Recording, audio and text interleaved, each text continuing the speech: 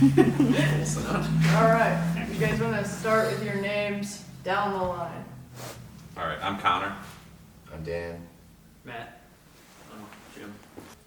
When I moved here, I started an emo band called Pushka, and I made that with my three of my close friends.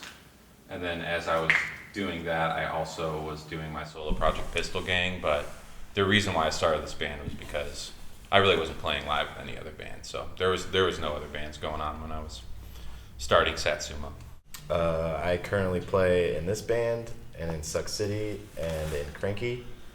I used to play in a band called The Reptilian and Guppy and 17 again, and probably more.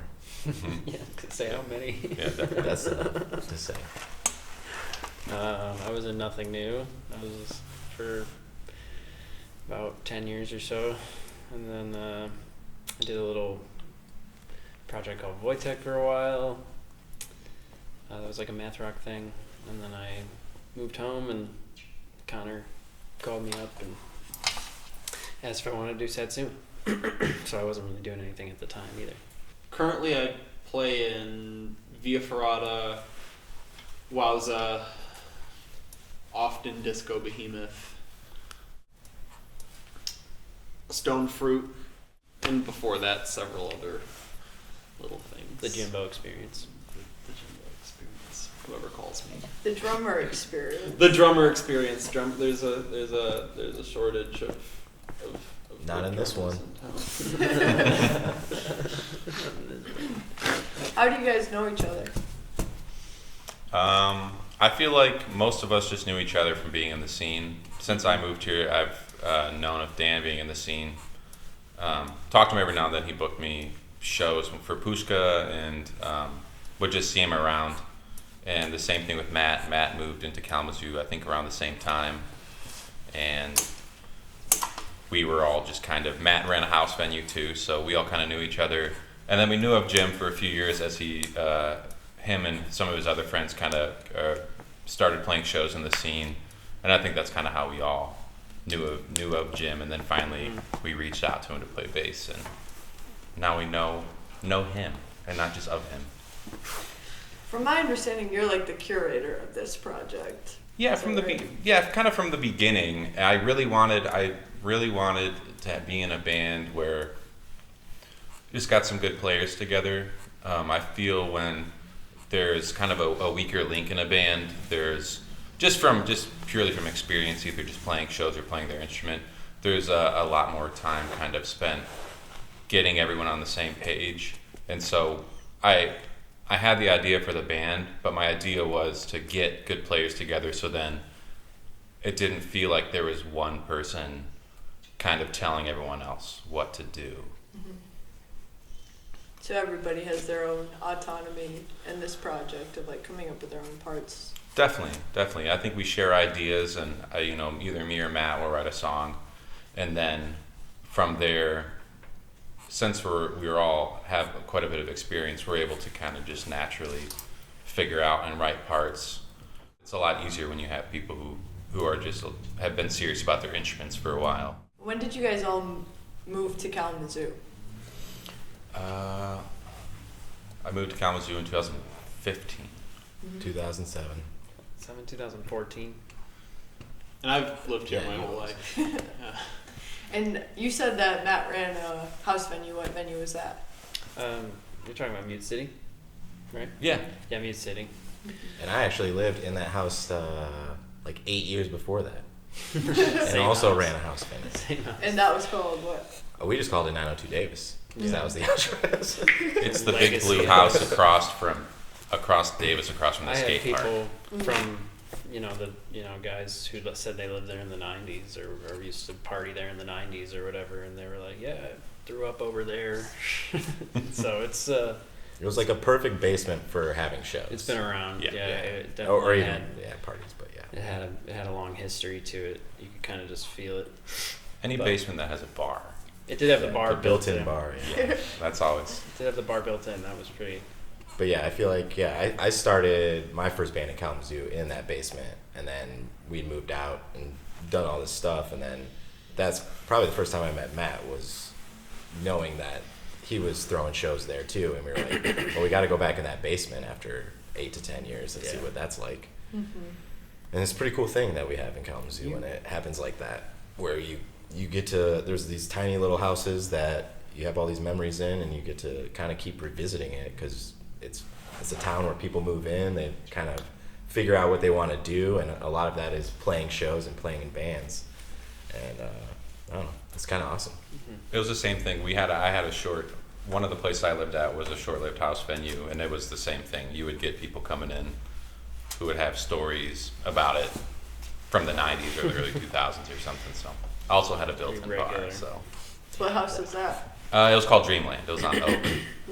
Yeah, you know, you come down there and you say, we could put the merch right here. You used to live at the Wash too, right?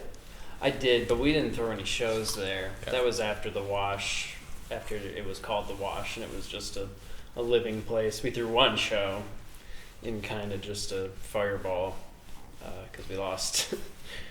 Graham shut us down at at about 10 p.m. and right after we started our first song, so I was like, we're going to my house. So that was the one show we threw there. But no, we never. I think that was the only place I ever lived that threw shows. I spent a lot of time at Greenhouse on Pearl, but didn't really live there. Yeah, the neighbors next to the Wash didn't like shows happening. I played a show there on a Saturday from like 12 to 3 or something, and it got shut down. Yeah. So I think people stopped doing shows after that happened. Yeah. Just at that location. Yeah, at that location. Oh, yeah. Yeah, they just stopped because clearly if you have neighbors that are calling the police on you in the most acceptable time to ever do a show, there's no way you're going to do a show at night. How did you go about selecting the people of this project? So I knew Matt wasn't really doing much, and I know Matt is one of the good emo guitar players. I know he was playing, kind of more twinkly tapping stuff, and then a lot of my friends were in the band Wojtek he was talking about, the math rock band, and I know Matt really honed even more of his tapping skills in that band. And my kind of emo style guitar playing is more like spastic and chordy with little twinkly things in between, but Matt really knows how to keep the dice rolling with his tappy parts. And so I kind of knew that Matt was the ideal guitar player for it. And Dan, it's funny, I don't know if I ever told this to Dan, but with the drummer, we were trying to get a drummer whose name was Jake, and he played in an emo band called Dad Jeans. And he played like Dan. And he even he did, but the thing is that was the drummer we wanted because we didn't think we'd be able to get Dan. And then I just happened to run into Dan at a show, and this drummer kept flaking on us. So when Dan said he was interested, I texted the guy and I was like, "Hey, you missed your boat, man. We can't." And he understood too. I was like, "We have Dan now." And he was like, "Yeah, I get it." Yeah, I copied him. And then Jim, I just hit up Jim one day because we were kind of waiting for a bass player to just magically appear. And then, the most proficient guitar player and bass player I remember recently seeing was Jim, and I knew he played drums too. So then it was just like, well, I'm just going to hit up him because he could probably play anything if we ask him. And yeah, we don't have to reteach him his parts if we practice. So that's really the biggest weight off of all of our shoulders. This is You seem to really hate that. You hate teaching? Well, but just music teacher. I know. but you know what I mean? Just telling the drummer, no, dude, you got to play on the E, not the downbeat, bro. Everyone else, you know what I mean? It's nice when people just are serious about it and they remember their parts and they It's not practice a them. skill, just being serious about it. And we're all just really invested in this, just in music in general. You can tell from our track records. I think that is something unique about this band from what I've been able to pick up on is you guys have such extensive music histories in Kalamazoo alone. Sure. And it's just a group of very proficient musicians kind of combining forces. Dare I say a super group? Don't say that. Heard it. I think it's different of the more of the generations of Yeah, people that move to this town and start playing in bands, and like to be like, oh, we have such a wide spread of like, if you want to say our ages, I'm 35 and Jim's 20. So you got a 15-year gap. We're normal age. Yeah, we don't have to say their ages. The regular age of a normal Regular human ages. It really helps with getting coverage, though. Also, you know, I mean, Yeah. I think at the beginning, the majority of the fans that we were getting was an outpouring support from Jim's friends and his friend group, who were kind of coming into the scene and initially being very enthusiastic about it. You know, the longer you're in it, you get a little more jaded. So between Jim's friends and Dan's friends, and then the people that me and Matt met as well, it's like a perfect blend of people who are kind of more inclined to listen to our music right away. Where, you know, if you just moved here and you were a band, it's kind of hard to pick up traction initially. But I think we've been lucky to kind of have initial traction because of that reason. Yeah. That's true. And when I started playing basement shows, I was like 14. And there were good bands comprised of really practiced musicians playing sort of more complex and intricately orchestrated original music. And I think by the time we started, I think there were fewer bands like us that were like more concise, kind of like hard-hitting, song forward type of stuff, and I think that and fewer emo bands too, frankly. So I think like that maybe providing that sort of variety maybe worked to our advantage. We stepped a bit into a vacuum. I think a lot of the emo bands were kind of branching out, or there just wasn't as many. You know, there again, like you said, there was more people who were willing to try something different. I think because of COVID and the stopping of shows for a while, people were able to kind of fill in the gaps with whatever they wanted instead of like continuously kind of rehashing what they're seeing at shows. But I do still feel like there wasn't really many screamo bands, if any, around here at the time that were just doing screamo adjacent to emo, and that's really why I wanted to start it too. It was just kind of what I wanted to hear at that time. Why go down that route? Because I had a lot of fun playing in an emo band, and I played in like a grunge band before, called Fat Dutch, when I was still in college here in Kalamazoo, and I just knew that it's really fun to make an album, but I feel like it's super fun to be a tight band, to play in a basement and get people to react. Like what I've been saying is like, I want to start a band that's loud, that we can play basements, and we can make like shit pop off. And that was really the main goal, like just to have fun and to play loud, because I feel like I never really played in a band with distortion, playing guitar at least, like distortion heavy. So that was really the appeal to me. It wasn't really much deeper than that. If I set out with that goal, but then of course incorporating 3 other people with kind of simple limitations, like we're gonna make screamo, and that was kind of the limitation. It turns into something completely different as everyone else's input affects the trajectory and the sound of the band. Yeah, I think I have a very different experience in it. Of when I joined this band, I mean, I wasn't playing music a lot. I was burnt out because the things you're saying that you wanted to do, I was doing before you guys moved here, and and it's an exciting thing. It's a very exciting thing, but yeah, just like you see it over and over again, and you repeat, rinse, repeat, rinse, repeat, rinse, repeat. It just gets old. And so when you guys hit me up about it, I needed a little revitalizing to get excited again about it. And yeah, with COVID, everything shut down. I was at that time when COVID happened, I was playing in 2 bands. I had months of tours booked. They were all canceled within a day. And I gave up. I just kind of was like, fuck this. And so doing this again in a new light is is what I needed to get back into this style of music that I'd sort of been like just so burnt out on, and I feel really good about it right now. Me too. I felt the same with Pistol Gang. I was about to do my very first like actual Pistol Gang tour, and then COVID hit, and since then I haven't really written anything new, so I wasn't necessarily as burnt out, but I was just searching for something different.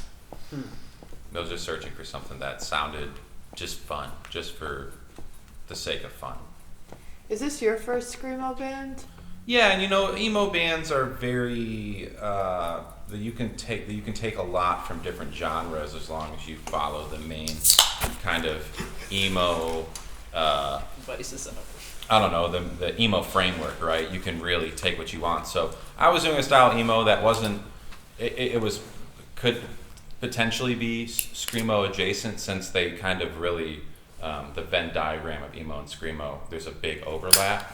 So I was doing kind of stylistic vocals like this, yelling and stuff, not so like super pretty vocals or something.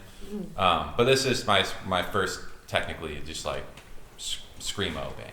But it doesn't feel absolutely new to me. It felt like I was stepping sideways into the screamo genre. What about for the rest of you guys? Yeah, I played in a bunch. Yeah. Oh, the Reptilian was like a mathy screamo band, and we played for like 12 years. And I filled in a few bands that were also like that. And then I had a band here called 17 Again that was also a screamo band that was very fast and thrashy. And then I also played in a band called The Bookbinder, which was a screamo band with some of the people that ran the venue Millhouse. And so yeah, it's kind of like, for me, that's always been a genre that is, when the Reptilian toured a lot, we would play with screamo bands all the time. And we were always a band that could play with emo bands and we could play with screamo bands, because we fell right in this middle slot of like, it could go either or. You could play with the heavy bands, you could play with the more emo bands. And that was always really great. It always paid off for us, because it was like, oh cool, yeah, we could play this show, we could play this show. And even when we toured to other places and other countries, it always kind of paid off for us in the way of like, and it also shaped our band of like, we were a band's band. It wasn't like everyone was like really into our band. It was like people that played in bands were into our band, because they could kind of see of like, oh, you guys know a lot of music and a lot of styles of music, and we kind of try to cram a lot of that into that band. And so yeah, and I booked a lot of shows in town, and I used to work at venues, and I had a house venue as well. And that was kind of like always the goal. You go out and you meet bands on tour, and then they come back. So we would bring a lot of bigger screamo bands into Kalamazoo, and I don't think many people got to experience those bands. That, like, I don't think there's a huge screamo scene in Kalamazoo, but there's a lot of little offshoots that happened in Grand Rapids or South Bend or all these places. And I don't know, through touring and through other bands that were similar to us touring, we were able to bring a lot of that to this house show scene in Kalamazoo. That was like a huge thing in Kalamazoo. Already Dead was a very big deal. It was a record label that put out all types of music, but focused on a lot of noise music. And that was a very big thing of like improv bands playing shows here. And I didn't always understand it, but it opened me up to so many things, because the same as I was doing, other guys were doing that, and they were going on tour and then bringing those bands in town. And that's kind of the beauty of Kalamazoo. We have venues, we have house venues, and we're able to do that kind of thing. It's a small city, but like, I feel like it hits when someone gets to go into a basement or a small bar and just be like, okay, I didn't know that this was going on here. Yeah, Blown definitely. away. That's how I felt when I moved here. And I was actually like, I feel like when I came here, I was in the dregs the last year or two of what Dan just explained. So it was really exciting to be a part of that, because that's what inspired me to stick with the scene and become a part of it, and not only go to shows but interact with it as a musician. It's interesting, like, because I feel like I grew up playing mostly jazz drums. Mm-hmm. And so, like, always having like an interest in heavier music and like playing in punk bands, but studying jazz drums at like at Western whenever I could, like riding my bike there and stuff, and so like bands like, I think the first Via Ferrata show, Gordy and I were like 14, and Wojtek played that show, and I remember you guys played last. I remember seeing Wojtek that day and never having enjoyed like emo or any emo adjacent music really at that time. I was just kind of blown away. Like it kind of it was kind of one of those things, just sort of bent my musical brain a little bit differently. So like in this band, it kind of felt like an opportunity to, because this was always kind of like my personal goal as a musician, to be like maximally expressive. So it's like, oh, heavy and melodic, like I'm sure we could push that pretty far. So that's something that, like, although I had seen it, felt entirely new to me. Because I've just been playing in like free jazz and noise bands and punk bands like my whole life. So. Sure. Before I came here, I was really into folk music. Hell yeah. Indie. Like I was an Mumford and indie. Sons. Yeah, Little Lion Man, had that one on repeat. Everybody loves that song. I felt the same way though, Jim, because I grew up in a very small town. I grew up in a log house out in the woods, in technically a village, just by population size. And I would tell myself I was really into pop punk and punk rock, and I told myself that was long gone and dead. And then I moved here, and I was immediately realized that I was completely wrong, and that all forms of music are alive and well in Kalamazoo or in bigger cities, and realized that there's actually plenty of people are still making space for those things to happen. Just not where I grew up. Village. You had to learn 3 hours of covers. I grew up on That's what a show on was. in Metro Detroit, like on the outskirts of Detroit, and even out there. I mean, it's kind of different because there is entertainment, but it's just kind of consolidated to the bigger parts of the city or into the main part of the city, and it was just kind of, I mean, when I say outskirts, I was literally on like the farthest outskirts south town you can be at, and right before the next county, and to get to the city it was just even like 40 minutes away, and to see live music was a big event if we did get to do it, but it was just kind of out of the way, so and I didn't have local artists around either. So just come into a place like this where you could just walk down the street on a summer night and hear, 3 different shows going on that you could just end up at, and people will accept you there, was like a whole different thing, and really challenged my view of music and its accessibility at the time. Definitely. I think seeing a bit of what that looked like before the pandemic, and then watching that idea kind of morph into this totally new thing. Because Kalamazoo is a place with I think a disproportionately high concentration of artists and musicians given the population size. That's something I'm really grateful for. The DIY tradition kind of laid into the place. Okay, so you guys have an album coming out. This is My Outside Voice, right? Yes. How'd you settle on that name? We had to come up with a name. That's how it always goes. That's pretty much how it was. The other candidates that were name. ridiculous. The other candidates for a title, I still hope we get to use someday. Yeah, so we won't Should we keep them secret? Yeah, don't reveal it. Yeah. All right, yeah. fine. I still think Never it's revealed. I still think it's a sick album name. I think album names are funny because in the past, it's like there are certain things that the longer you take to figure it out, the harder it is. Mm-hmm. And album names for me have always been like, you figure it out and you pick the album art in one day, and then you say that's done, and then you never come back to it. So I think with coming up with the band name and the album name it was kind of a laid back process because we're all laid back dudes, but also it was like we were kind of mulling over it way more than I ever have for any project. So settling on This Is My Outside Voice, it just sounded cool. and the album art is a picture of like a trail cam photo. So I think it just fit really well with it, and that made the decision easier for us when we finally got there. The picture I actually used is a picture that I just sourced from the internet.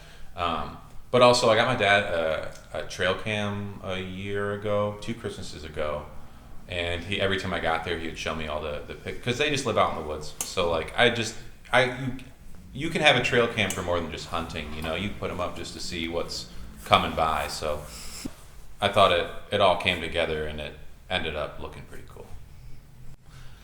I think This Is My Outside Voice is kind of a hilarious title for an album that is mostly screaming. Sure, yeah, definitely. I kind of enjoyed taking that literally. And then, you know, the cover is a photo of the outdoors. Mm-hmm. I don't know. I think the simpler we keep those things, the more fun they are. I feel like indie music, screamo, emo, and some other genres but especially like emo and screamo, at least in my experience, a lot of the song names are kind of very jokey. They're kind of maybe a quote from something stupid or something your friend said that was goofy. And so I feel like This Is My Outside Voice is kind of in that spirit, you know, like a lot of songs, you know, like someone will name a song Tears, and then it'll be about crying. But I think it's kind of like, okay, I like how people don't take it so seriously. It feels cooler when it's like a song about something, but then you just name it what you like, you know, like something that's funny, something your friend said, something that you guys all laughed about, or something like that, instead of just being like, I'm gonna take a word from the chorus and I'm gonna name this song that. So that's how I kind of felt about the album, where it's like, instead of trying to like find a common theme, just come up with a name that we like, that we enjoy. It kind of seems like a lot of the songs being really pretty sad in their lyrical content. Sure. It feels like there's a way of presenting that is maybe a little more. There's a way of presenting that content that feels more approachable, and you can get people to engage that way with the music. Sometimes even deeper by being as down to earth. Yeah, not being such a downer. You know? Like, right. Just because you're writing music that is emotionally raw or sad or angry doesn't mean you have to like have this persona that is raw or sad or angry. Everybody feels these emotions, so you don't have to like act like you're the only one and project that onto everyone else. It's better just to share it with people and be approachable. Things get more earnest when you don't take them so seriously. Definitely, I totally agree. Sometimes I feel like it could feel kind of silly to be so down. Well, I think everyone has to go through that, you know. I think every band has an album or songs that totally is a breakup album or something like that, you know what I mean? Not every band, but like it's a very common thing I feel like bands will go through, where it's when you feel it's the first time you mourn or the first time you lose love or something like that. And then from there you're able to branch off. But I think it is good to get that stuff out and be really on the nose, and then learn to step back from it and not maybe take it so seriously and still get your point across. Mm-hmm. Like at that show where you had the audience.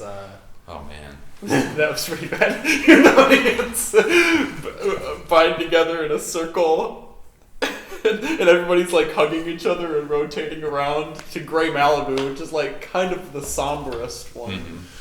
Mm-hmm. Had people crawling around. Oh yeah, yeah, Somebody rolled. rolling around on Yeah, the floor. someone, I think Gordon One guy was rolling. rolled. I think it was yeah, Zeb rolled. Yeah. Maybe I you love- do circular motion. Yep. That's good there. It's better than just people standing there with their hands in their pockets all trying to Yeah. react. I mean, the music's as very sad or something. It's very serious, and we obviously take it very seriously. But that's not the vibe that we want to give off. You know, we don't want everybody else to have to take music as seriously as we do. We're not really trying to prove anything in that regard. Yeah, we don't need you to suffer with us unless you want to. You you can connect. You can do that by yourself. Yeah. That's why we put out an album. It's even the nice thing. The nice thing about screaming and kind of the disconnect from the lyrical content is just like, okay, well, I don't know what this song is about. I'm just gonna thrash to it, and I think people express that a lot. And then there are other people who want to, who are asking me right now, what are the lyrics? I need to know the lyrics to the new song. So 2 different kinds of people at the show, but it hits both kind of aspects.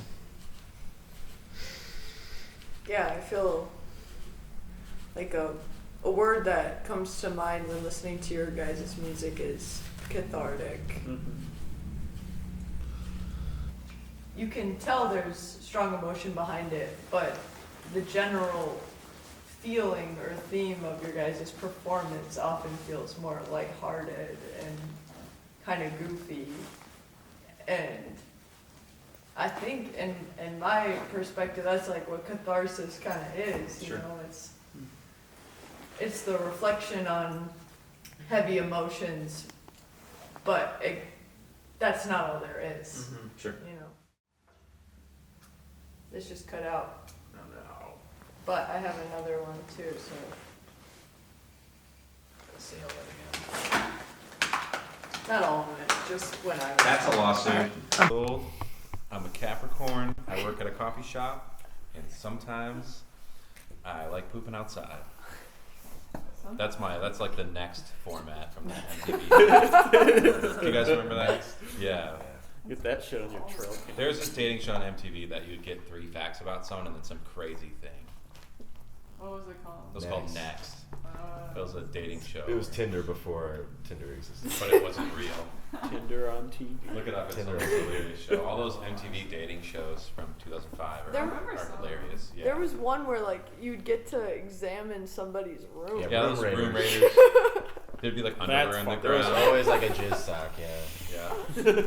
Twist every episode. My favorite was Date My Mom.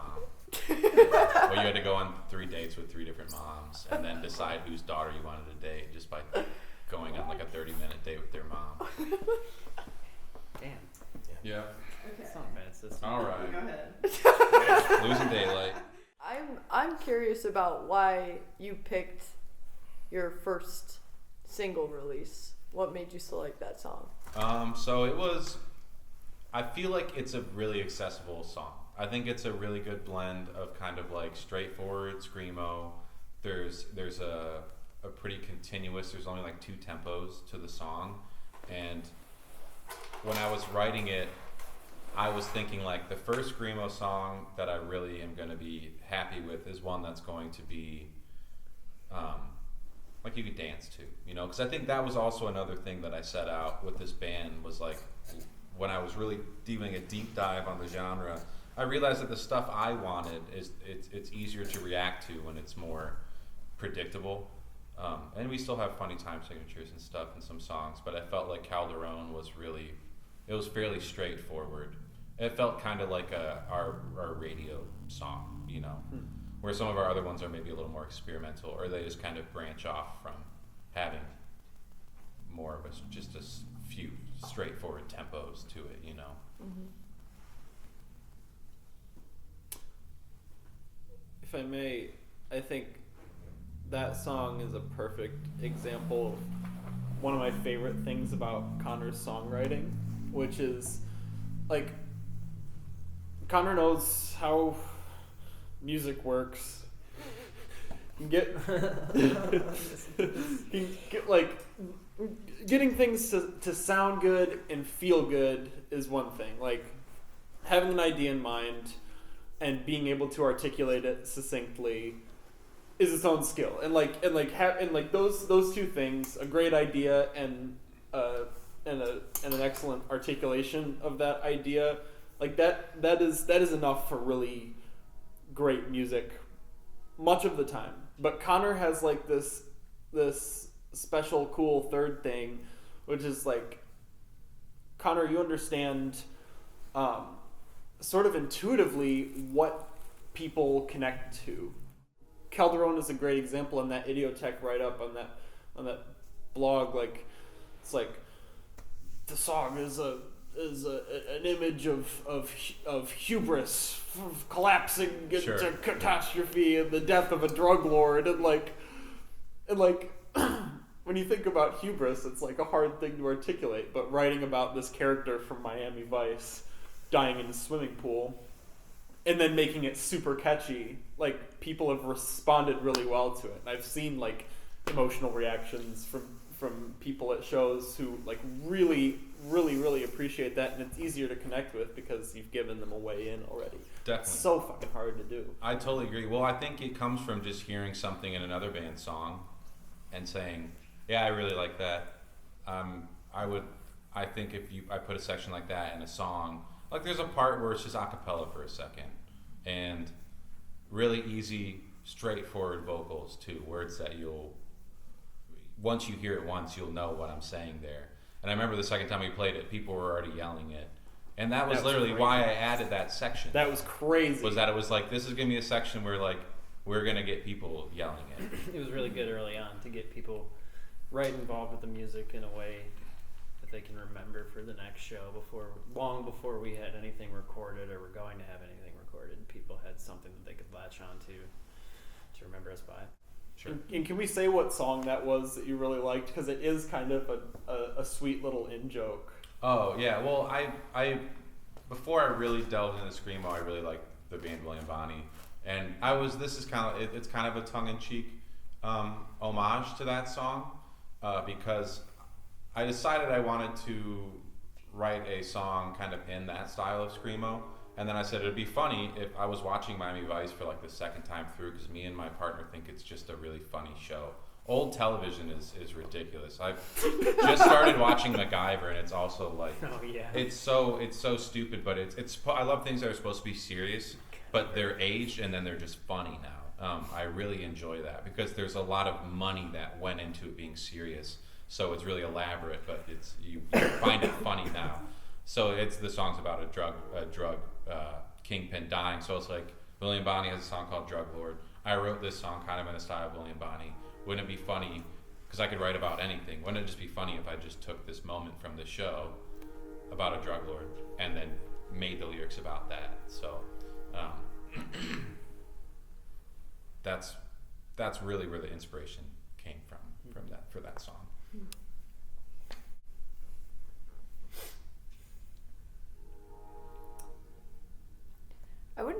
If you guys are willing to talk about it, I wouldn't mind hearing about Tomb Tree and how you guys made that connection.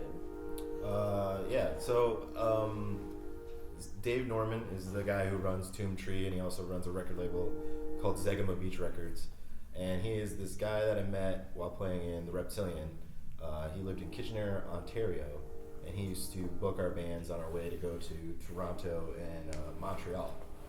And he's just this guy who is just like, he's just obsessed with screamo. Like not even just screamo, metalcore, like any sort of yelling, screaming, abrasive music. This guy is just like an encyclopedia for.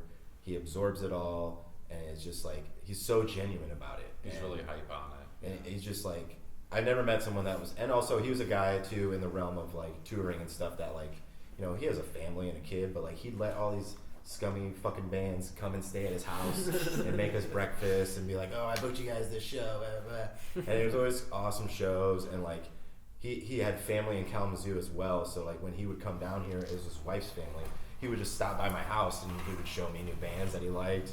I would show him stuff I liked, or recordings of my new bands and stuff. And so we just like over the years built this connection, and we talked a lot, and his label has kind of grown a ton since he sort of started it. Started as a blog, and then it kind of blew up to where, like, I mean, he's passionate about tapes and 7 inches and vinyl and stuff like that. So it started as Zegama Beach Records, and it was a blog, and then he turned and started putting out records. And then he started being able to put out so many bands that he needed to start another label, Tomb Tree. So it's kind of just a point so he's not oversaturating one label, so he can kind of just do both. And he you know, he works with bands from everywhere. Like there's bands from like Singapore, Europe, just like all over the place, Korea, all these bands that you would never, I don't know, you would never hear of unless Dave is in there doing research to figure out.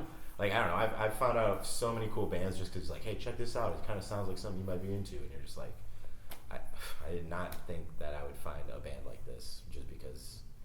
And they're everywhere around the world. And he's cultivated this, and he does a fest in Chicago just called Zegma Beach Record Fest that happens every year. And I went last year, and a lot of my friends' bands played, but then also I got introduced to just so many bands after not playing for a while. And I don't know, he's just a genuine guy, and he gives a shit, and that's kind of hard to find. And once you start like collaborating with labels and things like that, where it's like it feels so much more of a partnership instead of like we're gonna use each other. Yes. Yeah, definitely. Like, no, we're doing this because we like this, and we want to help each other out. And I feel like once you get into a bigger realm of record labels and money and all these things, it's people using each other to make more money. And that has never, ever been the case with this guy. And so, yeah, when we started this band, I was just like, he will be into this, or like he will at least find this interesting. And so I sent him the tracks. He was into it. And, you know, we just talked on the phone for a while, a couple of times once I started sending him songs, and he was into it. And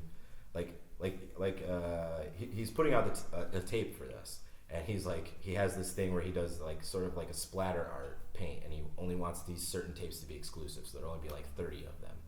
But like he's taking the time to like make those tapes, like open up the cassette tapes, spray paint them, do his design on them, bolt the tapes back together, make sure they play correctly for these 30 copies. So it's like, I don't know, there's an act of love right there that like I said, he gives a shit. Mm-hmm. Yeah, and I think it's very hard to find when like even a lot of people that no offense to anyone else that runs record labels or anything like that, like you have to make some money, or you have to do it for a reason to keep it sustainable for yourself. And when you pitch ideas to certain labels or just certain people, they can be like, I like this, but like I don't know what I can do with it, you know, I don't know if I can like it will help me at all. Mm-hmm. And with Dave, I just don't think he's like, yeah, I just like screamo and I like all the different kinds of it. So sure, and I like you, so let's do it. And that is just something very genuine and sincere that is rare. And so, I don't know. I brought him this band because I thought he would enjoy it, and it's led to us reconnecting and talking. And I don't know, we text all the time now, after not texting for a few years. So that's how that kind of came about. Mm-hmm. And when I heard that he liked it, I felt very validated. Yeah. Because I just like wasn't, really the genre was still kind of new to me. So to know I was doing something right, and for someone like Dave, who is very serious about it, and it really knows what's good, it was cool that he acknowledged our band, which was super sick. And you guys released your second single, which I feel like might be good for you to talk about a little bit. What do you want to know? Anything and everything. About the song, just the writing process in general? Like, yeah, I mean... That one I had moved back to Kalamazoo by then, and Connor and I just kind of were jamming one day and came up with the opening lick of that. Yeah, I think I was teaching Matt one of the first songs. Yeah. First songs I wrote. And we were just stopped in the middle of it and we're like, record that real quick. And then I moved into a whole bigger piece, and it was an emotional song for me. I decided to write the lyrics about it was mostly about, it was inspired by my grandmother's funeral, so that kind of like spurred me, but it was mostly about the, you know, like embalming and open casket viewing of people, and just how kind of weird it feels going to a funeral and having to see something like that. And like I kind of mentioned before, I mean, I've never really done screamo or anything like that. When Connor asked me to do this band, I was just like, sweet, I'm talking. Then I was like, this is something new that I can try to do, that I don't even really listen to music. I've never really listened to music of this caliber before. And so I approached it like, okay, sweet, I can throw myself into something kind of out of my wheelhouse, I mean, with some intersection. And I had a couple of songs that I, went through a writing process, and it just, Connor had an idea in mind. He was very, like, obviously laid back, and, he said, like, he wanted a lot of musicians he trusted. So he was giving us free reign. But there was also, like, this was supposed to be a screamo kind of project, first and foremost. So I was trying to get that just right. And it took a couple times. We had to scrap one song that was just a little too sparkly, and then finally landed on this one. And I was really proud of it once we had finished it up. Definitely. I mean, I definitely took it to the group, and they helped move it along in more of a hardcore direction. But it just, I don't know, it just kind of hit. And it was a very, cathartic, there's that word again, but cathartic experience for me to finally get that goal and reach that emotional goal, to have an expression like that that I'd never really had before. So That Brooklyn article, I'm curious how that, like, is that tied in with Tomb Tree at all, or is that just like a whole other source? the Brooklyn of... Vegan, it was, I think, Yeah, they it- got us that. Yeah. Yeah, he helped set us Through up his with label, that. he pitches ideas for them to post, about a new song, and then he Gotcha. sort of is just like, hey, what do you got to say about it? And if the website or the blog or whatever it may be want to post it, they'll just be like, hey, write some stuff about it. And sometimes they'll rewrite words, or they'll just post what Matt wrote Yeah, about they just. it. I guess they liked what I said. It's just a way to sort of boost it and be like, hey, people are paying attention. Mm-hmm. And kind of at the end of the day, it doesn't really matter. We could just put out the record and we would be happy. It was But nice though. For it's sure. a cool little thing to do, and It's nice. like I said, Dave gives a shit, so he wanted to put that time and his powers into it to say, hey, this is what we can do with it, and to give people more. It gives people more of an insight on what's going on. Mm-hmm. Definitely. He wanted to. Dave definitely voiced that he wanted. That Anna Music was one of his favorites, and that he would like to release that as a single. So I definitely want to have one that Connor wrote and one that Matt wrote, to sort of be like, here's the two sides of kind of what we do writing, here. the writing Yeah. aspect of it all, yeah, it is kind of two sides of the coin. Connor does takes on more of the bulk of the writing, but we've found a kind of harmony in balancing, what he writes versus what I write, and it's all, we're settling into the image that it's crafting. Because at first it was, like I said, having to go through a bunch of different songs and cycle through and, this isn't like hardcore enough. It feels a lot easier now in my own writing process to like feel like I'm making something succinct. And then also it's just like anything that we bring to the table, everybody's down to take a swing at, even if it's not hardcore enough now, like we can make it that way, process it through the band. That's interesting to me to hear you talk about, like, how to make a sentimental experience and a creation based on that experience more hardcore. Like that's kind of a silly thing. Well, to me. it's I went through the same thing. When you're writing a genre that is kind of close to another one, or kind of again, like I said, there's a lot of overlap. All you know is that first genre, and so I did the same thing. I wrote a few songs that I was saying I'm going to try to write something that's more down the middle screamo, but just like Matt, I think we both wrote something that was more familiar to us. It was more emo based, and we had to kind of, like, for me, I just had to stop playing in major keys. Like I never really, with Pistol Gang, I never played in a minor key. When I was doing Pushka, I never played in a minor key. And so that was something that I think that was one of the only limitations, was like I was just saying, like, let's just try to write more minor, something that's darker feeling. But when you're coming from something that's kind of a polar opposite, where you're playing super nostalgic, bright, twinkly, major key songs, it takes a few tries to kind of take what you've learned and then actually use it to learn another genre. Because I'm still, if I'm trying to write any sort of music, I do a lot of research in terms of listening and diving into the roots of the genre.